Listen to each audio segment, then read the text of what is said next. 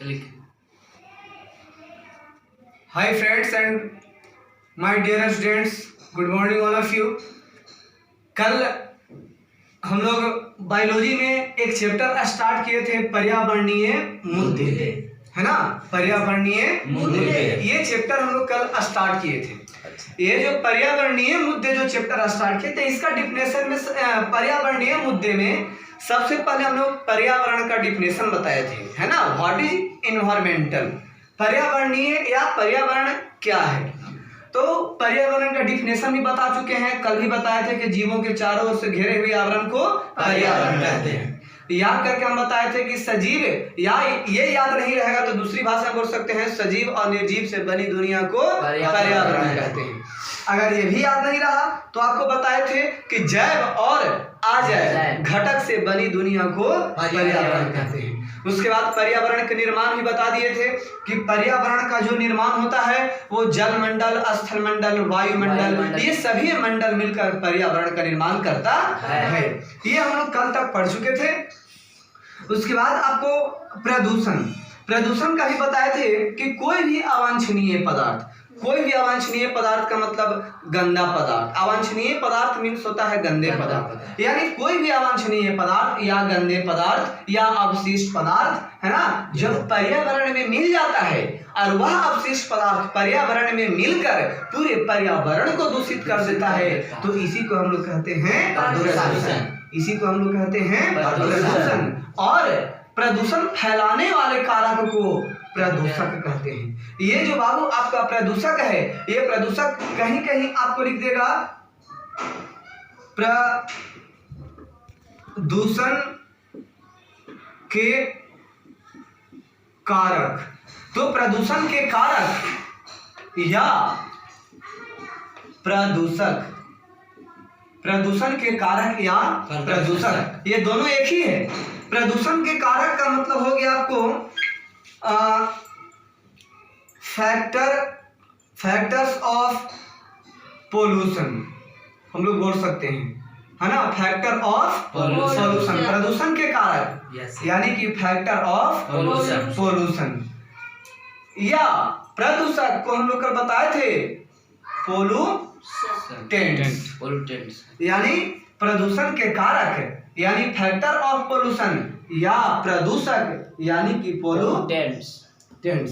इसके बारे में आपको बता दें कि बताए थे कि प्रदूषण के डिफिनेशन तो बता दिए थे, और प्रदूषण के कारक या पोल्यूटेंट्स में या प्रदूषक में हम लोग बताए थे कि वह अवांछनीय पदार्थ या वैसे अवांछनीय पदार्थ या अवशिष्ट पदार्थ या गंदे पदार्थ, है ना, जो है ना पूरे संपूर्ण पर्यावरण को दूषित कर देती है, यानी जो प्रदूषण फैलाता है ना।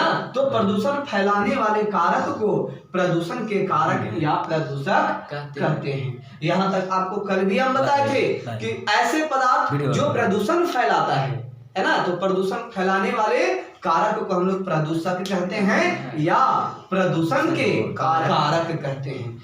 आइए, अब तो ये सारे हम लोग जानकारी हम लोग ले लिए थे, है ना, लेकिन अब हम लोग इसके बाद आगे हम लोग देखते हैं।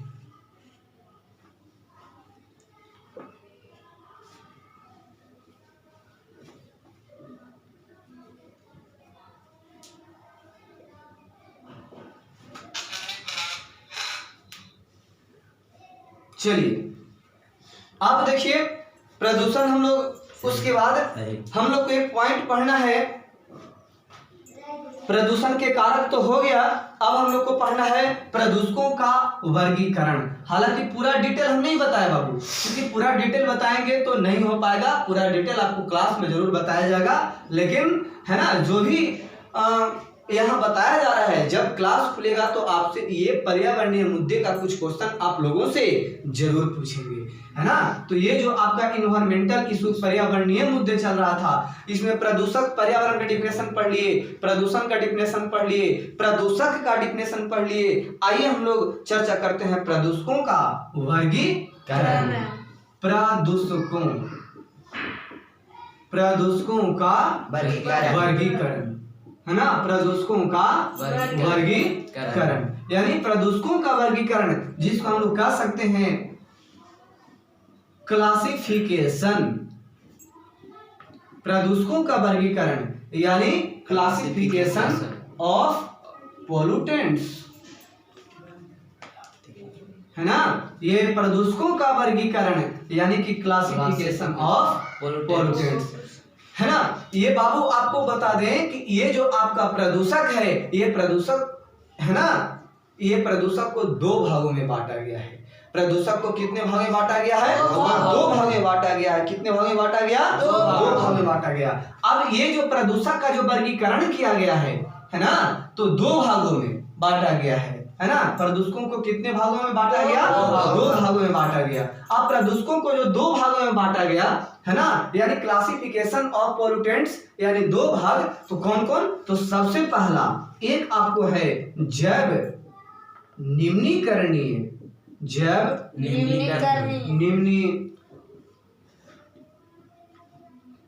निम्नीकरणीय अवशिष्ट। एक आपको यह है जैव निम्नीकरणीय अवशिष्ट, या तो फिर यहाँ पर हम लोग प्रदूषक भी लिख सकते हैं। कहीं कहीं लिख देगा जैव निम्नीकरणीय अवशिष्ट या जैव निम्नीकरणीय प्रदूषक। एक आपको ये होता है, और उसके बाद एक आपको होता है जैव अनिम्नीकरणीय, जैव निम्नीकरणीय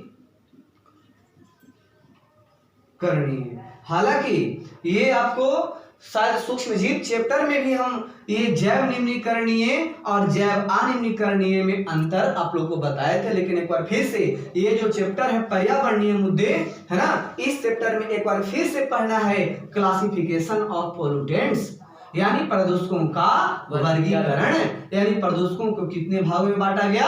दो भागों में। प्रदूषकों को कितने भागों में बांटा गया? दो भागों में बांटा गया। दो भाग कौन कौन? एक आपका है जैव निम्नीकरणीय अवशिष्ट या जैव निम्नीकरणीय प्रदूषक, और दूसरा सेकंड जैव अनिम्नीकरणीय प्रदूषक। देखिए ये दोनों अगर देखा जाए तो ये जो हम लोग पढ़ रहे थे जैव निम्नीकरणीय प्रदूषक, और सेकंड में हम लोग पढ़ रहे थे जैव अनिम्नीकरणीय प्रदूषक। इसमें आपको बता दें, देखिए दोनों का डिफरेंस काफी करीब है। करीब का मतलब काफी आसान है। जैसे जैव निम्नीकरणीय प्रदूषक, तो जैव निम्नीकरणीय में क्या होता है कि जब हम लोग किसी वस्तु को आसानी से अपघटन कर सकते हैं, यस सर, है ना। ये हम लोग पहले भी हम लोग पढ़ चुके हैं कि जब किसी वस्तु को हम लोग आसानी से अपघटन कर सकते हैं तो इसे हम लोग कहेंगे जैव निम्नीकरणीय प्रदूषक।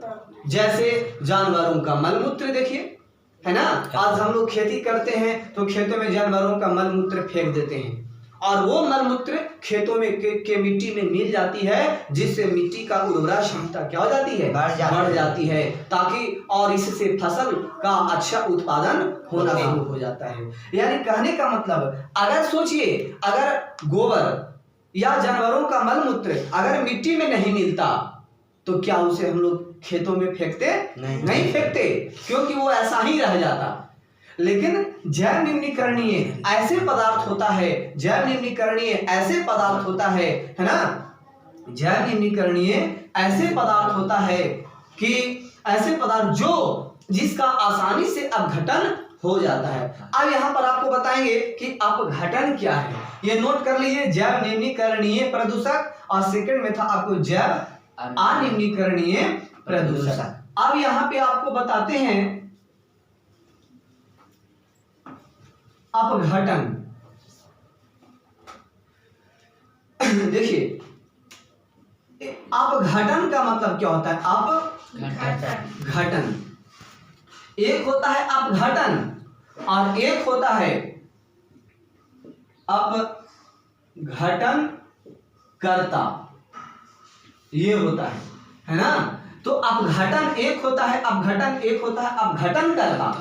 अपघटन का मतलब होता है कोई भी वस्तु यदि सड़ गल कर मिट्टी में मिल जाए, अपघटन का मतलब यही होता है।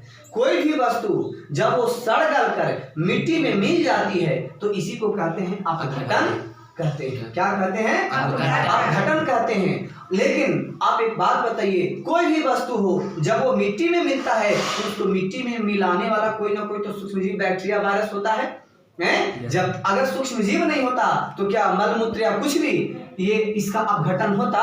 नहीं होता। बैक्टीरिया वायरस ये सब क्या है? अपघटन करता है। अपघटन करता का मतलब किसी वस्तु को वो सड़ाता है, गलाता है और उसको मिट्टी में मिला देता है। इसका मतलब ये हुआ अपघटन। और जो अपघटन, ऐसे जीव जो वस्तुओं को अपघटन करवाता है उसको हम लोग बोलेंगे अपघटन करता। ऐसे जीव जो वस्तुओं को अपघटन करवाता है उसको हम लोग क्या बोलेंगे? अपघटन। लेकिन आपको बता दें यहाँ पर कि पहले भी आपको बताए है ना, पहले आपको ये बताया कि ये जो पर्यावरणीय मुद्दे में कि प्रदूषक दो प्रकार के होते हैं है ना, जैव निम्नीकरणीय फर्स्ट और जैव अनिम्नीकरणीय सेकंड, ये दो प्रकार के। तो जैव निम्नीकरणीय का मतलब बोलिएगा कि वह वस्तु या ऐसे पदार्थ जिसका अपघटन आसानी से हो जाती है, आसानी से अपघटन हो जाती है। कहने का मतलब ऐसे वस्तु या पदार्थ जो आसानी से सड़ गल कर मिट्टी में मिल जाती है। तो ऐसे ही पदार्थ, ऐसे ही जो सड़ गल कर मिट्टी मिल जाती है, ऐसे ही पदार्थों को हम लोग कहते हैं जैव निम्नीकरणीय अपशिष्ट, है ना। क्या कहते हैं? जैव निम्नीकरणीय अपशिष्ट या प्रदूषक, है ना, जो आसानी से सड़ गल कर मिट्टी में मिल जाए। जैसे में जानवरों का मलमूत्र आप लोगों को बताया, और भी जैसे कुछ खरपतवार को ले लीजिए, बहुत सारा ऐसा खरपतवार या गंदौरा वगैरह जो हम लोग के घर से निकलता है, वो सब क्या है? वो सब का अपघटन होता है ना। वो सड़ गल कर मिट्टी में मिल जाता है ना। घास भूसा होती है, वो देखते होंगे घास भूसा खेतों में छींट देते हैं तो धीरे धीरे वो मिट्टी में मिल जाता है। तो ये सब क्या है? अपघटन है ना। तो चलिए, ये था आपको जैव निम्नीकरणीय। लेकिन सेकंड वाला जो अभी अभी आपको बताए कि सेकंड वाला जो था आपको जैव अनिम्नीकरणीय था, है ना। सेकंड वाला क्या था? जैव अनिम्नीकरणीय। अब यहाँ पर देखिए, तो सेकंड जो था जैव, तो एक बात याद रखिए कि जैव निम्नीकरणीय का डिफिनेशन तो समझ में आ गया। वह वस्तु या ऐसे पदार्थ जिसका अपघटन आसानी से किया जा सकता है, यानी जिसको आसानी से सड़ाया गलाया जा सकता है, तो उसे हम लोग कहेंगे जैव निम्नीकरणीय। और इसका जस्ट अपोजिट कहने का मतलब जैव निम्नीकरणीय का जो डिफिनेशन पढ़े उसका हम लोग उल्टा कर देंगे। जैव निम्नीकरणीय का जो डिफिनेशन पढ़े उसका हम लोग क्या कर देंगे? उल्टा कर देंगे, है ना। तो जैव अनिम्नीकरणीय, तो उल्टा क्या करेंगे? तो फिर से ध्यान दीजिए, उल्टा कैसे करेंगे? तो जैव निम्नीकरणीय में हम लोग क्या पढ़े कि किसी वस्तु का अपघटन हो जाता है तो वह वस्तु जैव निम्नीकरणीय कहलाता है।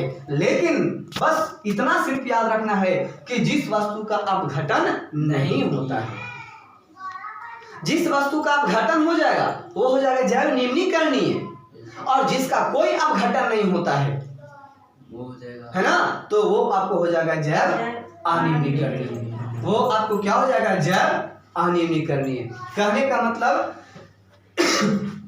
ये हो गया कि जैव अनिम्नीकरणीय में, है ना, वस्तुओं का अपघटन कभी नहीं होता है।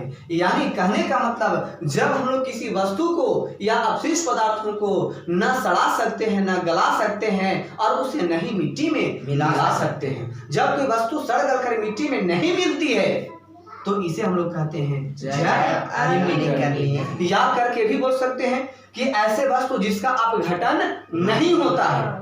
अरे मिट्टी में नहीं मिला, इसका मतलब अपघटन नहीं हुआ, है ना। तो जिस वस्तु का अपघटन नहीं हुआ या नहीं होता है ना, तो उसे हम लोग कहते हैं जैव अनिम्नीकरणीय। दो तरह से हम लोग पढ़ लेंगे।